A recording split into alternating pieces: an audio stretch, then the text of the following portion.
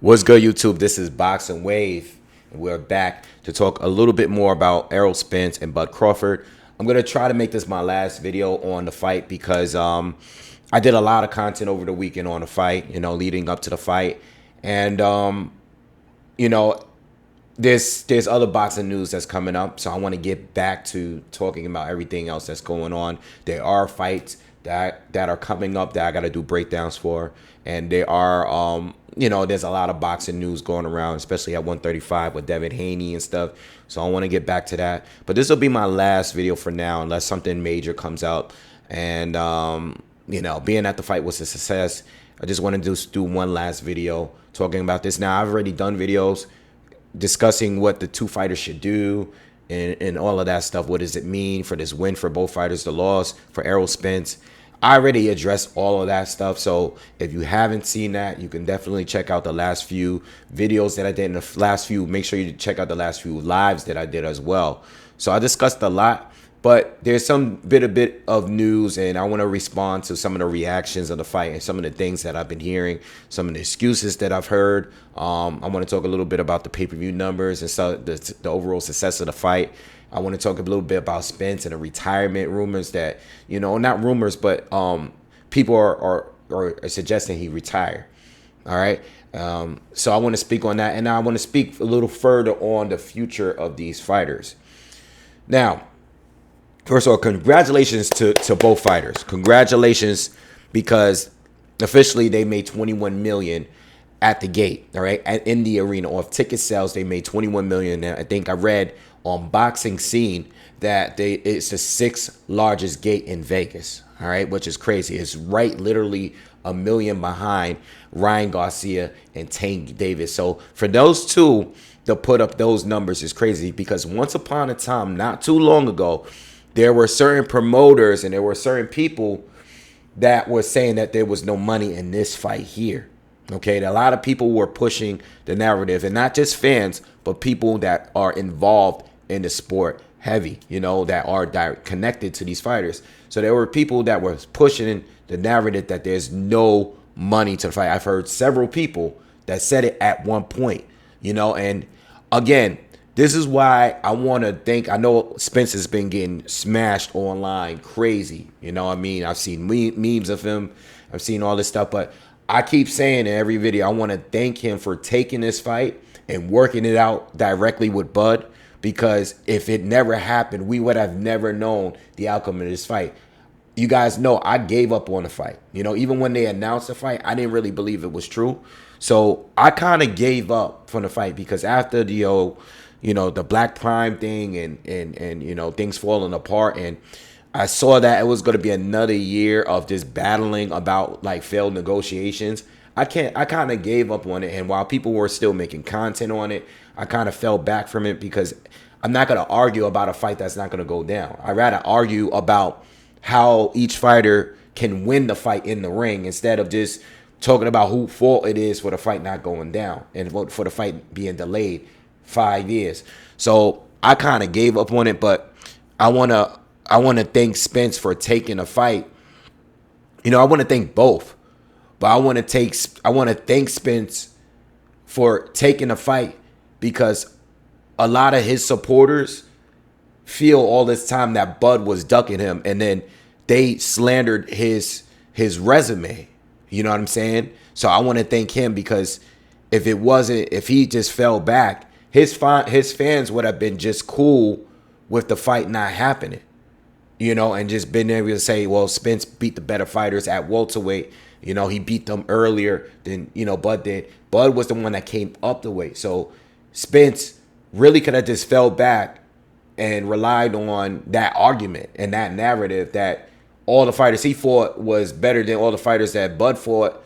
And all the time, Bud only won those fights because those fighters weren't at their best.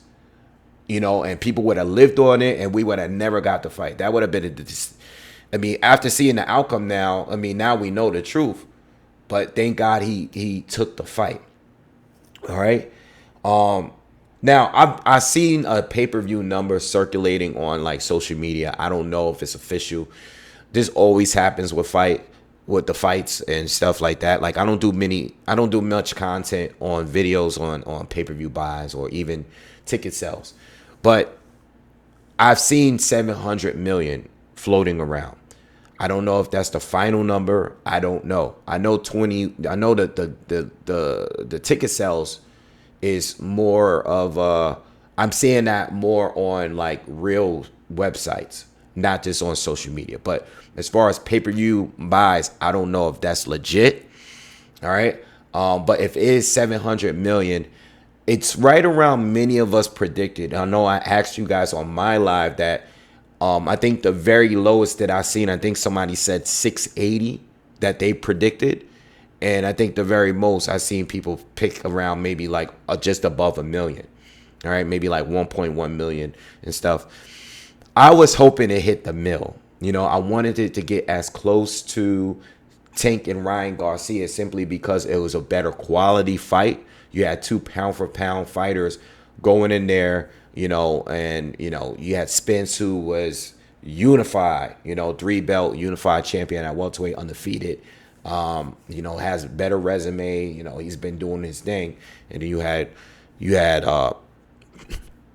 but Crawford, that was a 3-division champ, former undisputed champ at 140.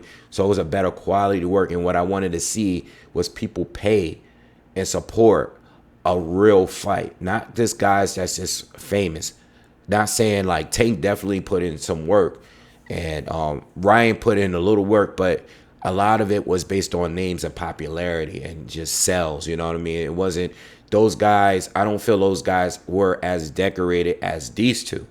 So for them to come close to ticket sales and doing good pay-per-view buy, 700 million is good.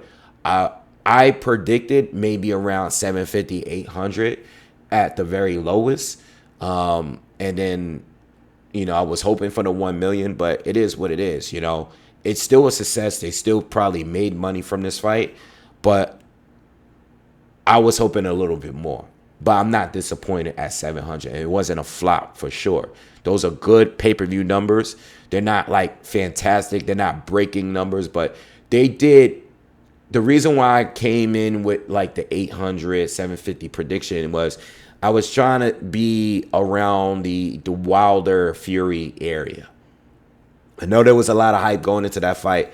I expected that to do maybe around the numbers that they did do. I don't know if it was the rematch or the third fight, but I do believe it was around, I think rematch was around 800 million. Correct me if I'm wrong, but I think they did good for the pay-per-view numbers. I'm glad that they made a lot of money with ticket sales, because I know those tickets were very, very expensive. And I'm glad they were successful in that area.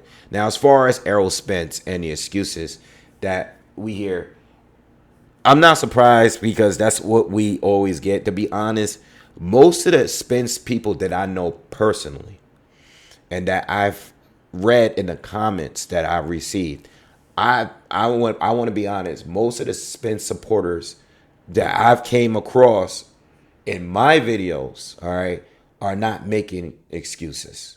Okay, most of them are just giving praise to Bud. You know, they're showing mad support for the Bud. They're not even coming with that energy. At least most people. I've read, of course, you're going to get a few comments. You're going to get a few people. But when I look at other content creators and seeing what they've been posting and what other people have been tweeting, retweets and stuff, there are people that are trying to push certain things to make it seem like Spence didn't lose because of a specific reason. You know, I did see the clip of the brain dance, some doctor speaking on how, you know, Spence has some sort of brain damage and stuff from the accident, and how obvious it looked as he was walking into the ring and all of that stuff. And I'm like, all right, cool. It's great to see that someone, I don't even know who this person is. But one thing is this. Is Spence look that way going to the Danny Garcia fight? No. Did he look that way going into the Yordenis Ugas fight? No. He took good punches, clean punches from both and those fights. And he took them 5. You know, I know he stubborned a little bit. I know he got caught bad with Ugas with that whole mouthpiece situation. But up to this point, he's been consistently durable. And based on how he's looking when he's walking to the ring and stuff, or how he was looking, like, listen, Spence's energy has been fine leading up to maybe like right before the fight. You know what I mean? A lot of that might have done with other things outside of him having brain damage. You know what I mean? It's just like maybe he was a little nervous. I don't know. That could have been it. I mean, this is the first time that I feel he faced someone that was going to beat him. And most people thought, not most, but there was a large majority of people that thought he would lose the fight.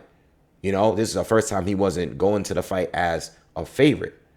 So maybe the energy was different. Everybody was saying he was looking high and all of this stuff.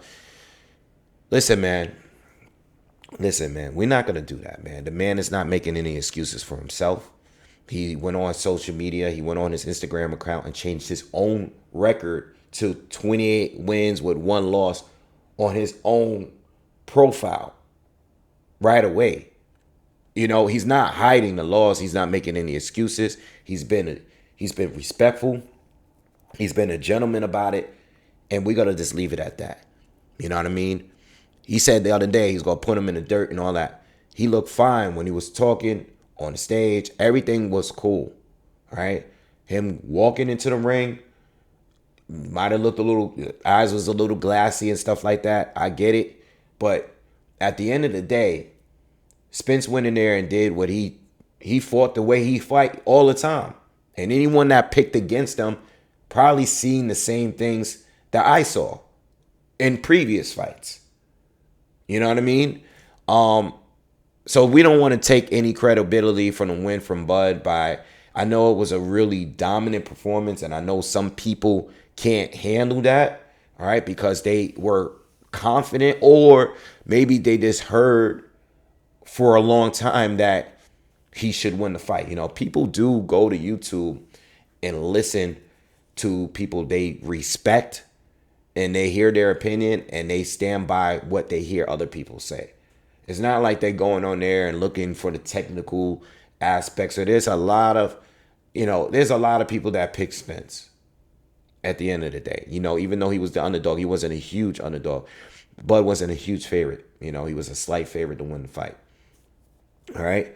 Also the weight drain thing and the 154 thing. Look, the problem that I've said repeatedly, and I've been saying this for years, man, the problem with a lot of y'all is that y'all base a lot of things off size. I think there are certain times where you can base certain things off size alone, but it's more like, for me, if you're bigger and the skill set is kind of equal, that's the only time where I might say this fighter is going to win the fight. The bigger guy. All right. I don't think their skill sets was equal. No matter how fair I try to do the breakdown, I don't think their skills were equal. I think Spence's size was an advantage, but I also said to you guys that Bud's strength, right? His strength and his skills is going to win the fight. And I think people bring up size way too much. And I told you guys, these guys are telling you guys that he's too small. Bud, who's knocked out 8 welterweights in a row. You guys kept saying he's too small. He's too small. And I said size is not going to be a factor for this fight, because Bud Crawford is a legitimate welterweight. In fact, if anything, he needs to go to 154 as well, because people were saying that he looked kind of drained leading up to the fight. He probably would be better off at 154. But you got to understand, when you're fighting at 154, now you're a smaller fighter at 154. As comparison as the guys that's at 154 that probably could easily be fighting at 160. You know what I mean? Like, these guys are bigger fighters. So with that being said, the whole weight drain excuse, the whole weight excuse is like, people are saying, all right, well, maybe he'll do better at 154. Again, you guys are dismissing the skills of Terrence Crawford. Are you guys watching the fight? Are you watching the way he counters? You know, the traps that he's setting for Spence. Are you guys looking at that? Or are you guys just saying, oh, when they standing next to each other, he looks bigger? I'm starting to believe that many of you are just looking at that, or you listening to other people that's telling you what you want to hear, and you're not paying attention to what's going on in the ring. You know what I mean? So I just think that people need to stop just focusing on the size thing. Yeah, size is a factor if the skill sets between the two, it's not a gap between them. But there was a gap between them, at least in my eyes. Spence is very, very good. I think, I've said to you guys that I think he's arguably, one of the best pressure fighters in the sport. But the skill difference was a big gap for me. You guys were looking at, oh, he fought Porter at this time. He fought Kell Brook at this time. And you're just dismissing these knockouts based on the time and when they're happening. But I'm looking at it at a different standpoint. I'm like, well, when Spence and Sean Porter fought each other, they looked like they were each other's equal. You know what I mean? Even though Porter lost the fight. But a lot of those same fans of Spence said that it would be by stoppage. And I told you guys that he's not stopping Sean Porter, that it was going to be a close fight. And I had Spence winning the fight, but I thought it was going to be a close fight. And I knew, and it was a nail biter. It ended up being a nail biter. Those videos are still up. You guys were disrespecting Porter by saying it was going to be by knockout. I remember that. And the fight was a close fight. So you guys got to start paying attention to more than just size, and stuff like that, weight and size and all that. So anyway, people, and even like guys like Stephen A. Smith, people are talking about Spence retirement. He should retire, after that beating and stuff like that. Look, again, by saying the man should retire. Now, if he chooses to retire, that's on him. If he says he got the back, he's done. He's been through too much. He has been through a lot. So if he's physically done, if he's mentally, physically done, retire. If he doesn't have it anymore, he made enough money and he feels that he's good, retire. If he feels that way. But by saying that he should retire based on his beating, all right, based on his loss, it's also, you're taking away from the credit of Bud beating him. Because now you're saying he only lost a fight because he's just done. He doesn't have it anymore. The car accident did too much. Yo, whether he takes the rematch or not, if he sticks around, if he goes to 154, he might beat some of these other guys up there. You know what I mean? It doesn't necessarily mean that everybody's going to beat him now. It just means that Bud beat him. That's it. All these guys you guys hyped on his resume, Danny Garcia, your Dennis Ugas, Sean Porter, Kell Brook, good fighters. Good fighters. All right? But there was hype behind those wins, too. They were good wins, but you guys used those wins in a way to disrespect Terrence Crawford. I feel with the level of opposition he's beaten, go to 54. You're probably going to feel a little bit better. You know what I mean? Go up there, see what you can do. I personally don't want to see the rematch. I don't think it's necessary. But if he wants to, have the rematch and run it back again at a better weight for him, then let him do it. Win or lose, test out the division. I brought up, fight Brian Mendoza, fight Tim Tszyu, fight, fight Castano. You know what I mean? Maybe not in his first fight, but fight someone respectable at the weight. Get it back. If you do happen to lose a rematch with Bud Crawford. Or maybe he does better. Maybe in a rematch it's more competitive. We never know. But as far as telling him to retire, well, if he feels he should, then let him do it. But if you're telling him to retire based on one loss, even though it was a dominating performance, not everybody can do what Terrence Bud Crawford does. Not everybody is doing it. If you guys are solely comparing him to Floyd Mayweather at this point, then you should have a pretty high standard for his talent. There's only two other names that I'm hearing with Terrence Crawford right now. It's Inoue, whether he's number one or number two, and it's Floyd Mayweather. Inoue, in my eyes, is already a generational great. And he's already all-time, like an ATG in Asia. Already. He's already cemented that. He's a 4-division champ, and he's undisputed. And he just beat the best fighter at 122. So with that being said, whether you have him number one or number two, cool. But those are the only two names that I'm hearing about Crawford. They're not even bringing up other people in the damn that's actively fighting like that, besides those two. So if you rate him that high, skill-wise, talent-wise, don't sit here and say that the loser, a guy that he lost to, should run and go and retire. You know what I mean? You know, Sean Porter, he chose to retire, right? You know, Kell Brook, he came back. He still might come back and fight more. You know what I mean? You know, Igis Kavalasquez went on, had a tough fight with Virgil Ortiz Jr. You know what I mean? A lot of these fighters are still active. Telling Spence to go retire after he was just considered by many of you to be a top 5 pound-for-pound fighter is ridiculous. Now, if we go and see in a fight and we see like a situation like Jarrett Hurd, where he's just no longer durable, you know, a fight took a lot out of you. If we see it and we say, all right, you know what?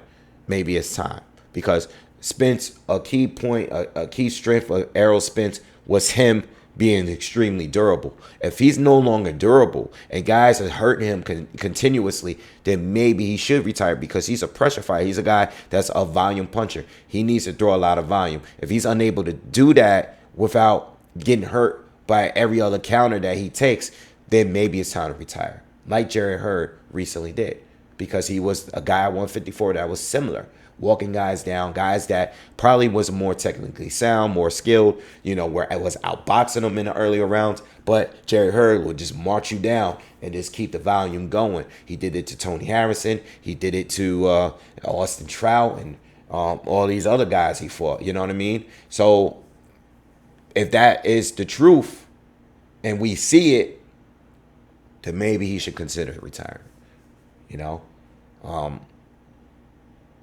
But I wouldn't call him, he's a guy that should be retiring strictly off one loss. You know, no matter how devastating it was, I don't think he should retire off one loss. All right. Last thing, Boots Ennis. I seen that Wallo and Gilly. Oh, not Wallo. I'm not Gilly. I'm sorry. Wallo. I guess Wallo was playing text tag between Bud Crawford and Boots Ennis. You know, Bud recently did $1 million worth of game interview leading up to the Spence fight. They also did one with Spence. And you know that Boots is from Philly, which is Wallo and Gilly is based from Philly. Their podcast is from there. I watch their stuff all the time. I know Gilly. I used to listen to his music. I'm very familiar with the two. You know, big fan. What happened is Wallo posted a text conversation that he had with Bud Crawford, where Wallo was like, "Hey, what's up with Boots? You want that smoke?" And Terrence Crawford reacted, "Well, you want to see another dead body?" You know what I mean? And Wallo took to social media and posted the conversations he had with both fighters, Boots and Terrence Crawford. Terrence Crawford didn't like it. He reacted by leaving a comment saying that, why would you post this? This was a private conversation. You clout chasing. This is corny. This is clown shit. All of that. First of all, I absolutely hate when people do that to me.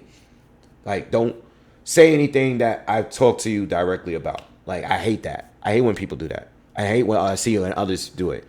You know what I mean? Don't do it. I know sometimes it's done, you know, and some fighters won't have an issue with it. I know he's just trying to build up a fight between them two, so I understand why he's doing that. But at the end of the day, like, not everybody's with that. And, you know, Bud Crawford he's kind of private. You know what I mean? He's not out there too much when there is not a build up for a fight. So, you know, this is the most we've ever seen Crawford open up ever in his career. You know what I mean? He did a good job selling the fight for once. Both of them are kind of, I mean, well, let me say that point to that very end of this video.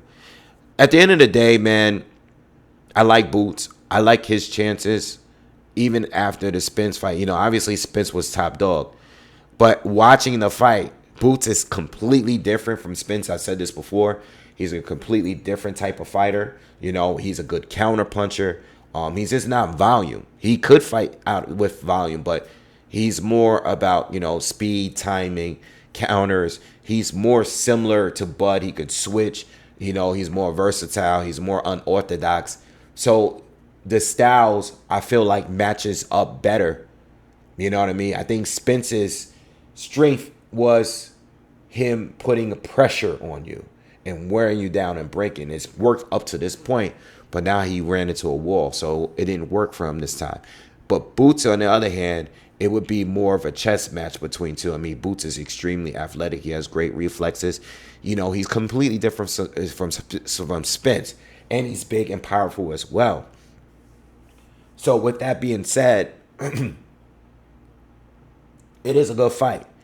It is the only fight that I would be interested if Bud is to have a fight at 147 right now. If he decides to stick around and defend his titles, I would say Boots, Stanionis, and Thurman. Thurman, really because of the name and what he did in the past. I don't know where he's at now, but I would say Thurman simply because Thurman's been involved with pay-per-views. He's got a name. He's actually pushing. He's promoting himself right now. He's in the reports a lot right now. He's all in the videos. He's doing a lot. He's pushing for a shot. I would say Thurman. I would say Stanionis simply because Stanionis has been a mandatory for a little while now with the WBA. He definitely deserves a shot. I would have said Virgil Ortiz, but I don't know where he is health-wise. So I'm not dealing with Virgil Ortiz until I can see him back in the ring doing something. And that's the way I'm going to keep it. And I would say Boots Ennis because I think Boots would be the most competitive. And I think personally he's the most dangerous right now. But that's if he chooses to stay at 147. I personally think Bud should go up and pursue one more division. Undisputed. I don't know how that's going to work because of Jermell Charlo and the belt situation. I don't know if Jamel's ever going to come back down. I don't believe he does. Whether he wins or loses to Canelo, I don't believe he comes back down to 154. You know what I mean? But if he does pursue that, Tim Tszyu definitely is owed a shot first. But I would love to see Jermell Charlo against, Crawford or even Tim Tszyu. Maybe Tim Tszyu and his peoples get sent Crawford a bag to have a mega fight in that arena out in Australia. You know what I'm saying? Tim Tszyu is I respect him now. You guys already heard what I've thought ever since he, beat Tony and Ocampo in those last couple fights. All right. So anyway, those are my thoughts. At the end of the day, and I will keep saying this, these two fighters respect each other.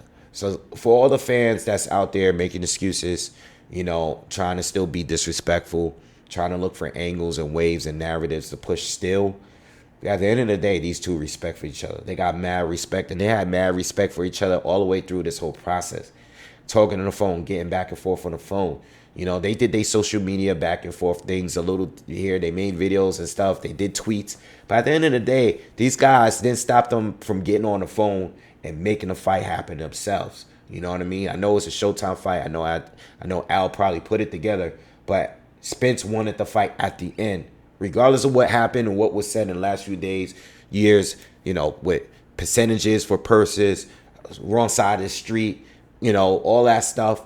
At the end of the day, when it came down to it, Spence rose to the occasion after winning the 3 belts, and he stepped up to take the fight with Crawford. And Crawford did his thing. He's no longer with Top Rank. There was going to be no way. He's a free agent, and he did his thing. So they both made a fight happen, and they both respect each other. And Spence is not making any excuses for his loss, so you shouldn't either. You know what I mean? So that's the way I see it. These are my final thoughts. Congratulations again to them for doing well with the numbers, with the ticket sales and the pay-per-views. And I'll be back with more topics for boxing unrelated to Spence and Bud Crawford. All right? So leave your comments. Please subscribe to the channel if you haven't already. Hit the thumbs up for me on your way out. And I'll see you guys on the next one. Peace.